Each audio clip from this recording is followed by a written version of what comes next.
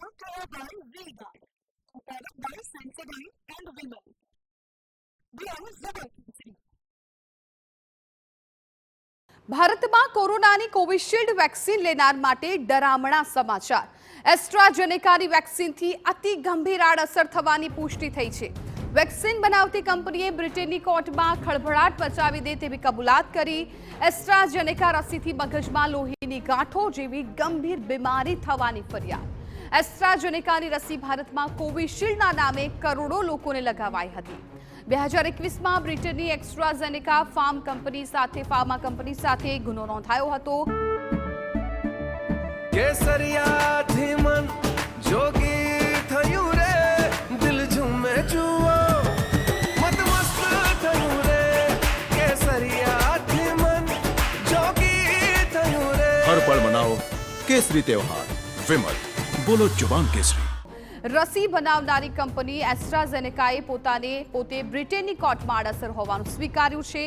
રસી લીધા બાદ જેમી સ્કોટ નામના વ્યક્તિને મગજમાં લોહીના ગાંઠો બંધાઈ ગઈ છે। તો ભારતમાં કોરોનાની કોવિશિલ્ડ વેક્સિન લેનાર માટે અત્યારે ડરામણા સમાચાર સામે આવ્યા છે। એસ્ટ્રાઝેનેકાની વેક્સિનથી અતિ ગંભીર આડઅસર થઈ હોવાની પુષ્ટિ થઈ છે અને વેક્સિન બનાવતી જે કંપની છે એને બ્રિટનની કોર્ટમાં ખળભળાટ મચાવી દે તેવી કબૂલાત કરી છે। ફેફસાના રોગના નિષ્ણાંત ડોક્ટર સમીર ગામી અમારી સાથે જોડાઈ ગયા છે। ડોક્ટર સમીર, TV9માં આપનું ખૂબ સ્વાગત છે।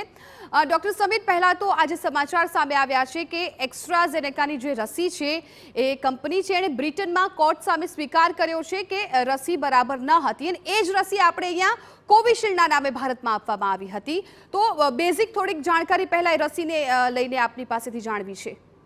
નમસ્કાર સૌને। એસ્ટ્રાઝેનેકાની જે રસી હતી એમાં ઘણા બધા ફોલ્ટ જોવા મળ્યા હતા। કોઈ પણ રસીથી ઘણી વખત સાઈડ ઇફેક્ટ થતી હોય છે, જેમ કે માઇનર સાઈડ ઇફેક્ટમાં તાવ આવો ને 1-2 દિવસ સુધી, અને લોંગ ટર્મ સાઈડ ઇફેક્ટ એટલે રસીને કારણે શરીરમાં કોવિડ એન્ટીબોડી બને, સાથે સાથે અમુક અધર ઇમ્યુનોલોજીકલ ચેન્જીસ બી થતા હોય છે, જેને કારણે અમુક દર્દીઓને પેરાલિસિસનો એટેક આવવો એ કોઈ પણ રસીથી થઈ શકતું હોય છે।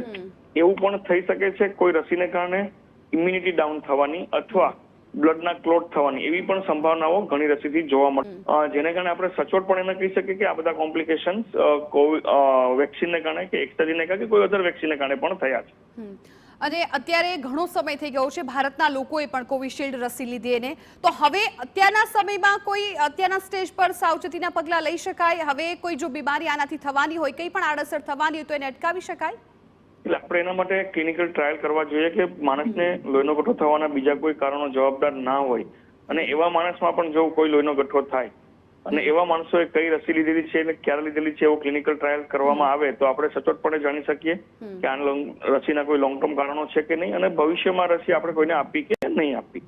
બિલકુલ ડોક્ટર, તો કોઈ એવા પર્ટિક્યુલર સિમ્ટમ્સ હોય છે કે જે કોઈ પણ વ્યક્તિમાં દેખાતા હોય ને ત્યારબાદ ખ્યાલ આવી શકે કે આ રસીની આડઅસર થઈ છે?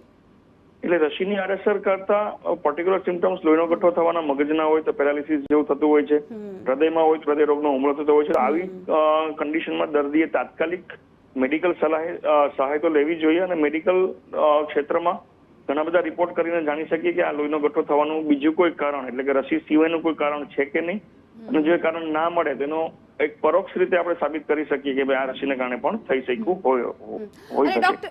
અને આજકાલ જે હાર્ટ એટેકના કિસ્સાઓ વધ્યા છે, ખાસ કરીને તો રસી બાદ આ કિસ્સા વધુ આવતા હોય એવું એક જનતામાં પણ એક માહોલ એવો છવાઈ ગયો છે, તો શું આ રસીને કારણે એ કિસ્સા હાર્ટ એટેકના બનતા હોઈ શકે એવું માની શકાય?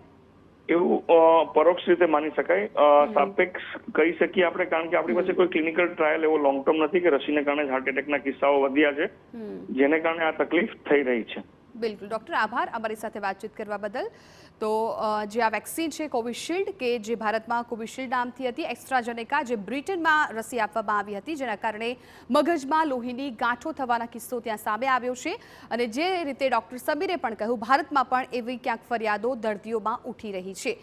સાવચેતી રાખવી ખૂબ જરૂરી છે અને હજુ પણ જો કોઈ આડઅસર હોય તો સીધી જ ક્લિનિકલ ટ્રાયલ દ્વારા તે ઓળખી શકાય છે।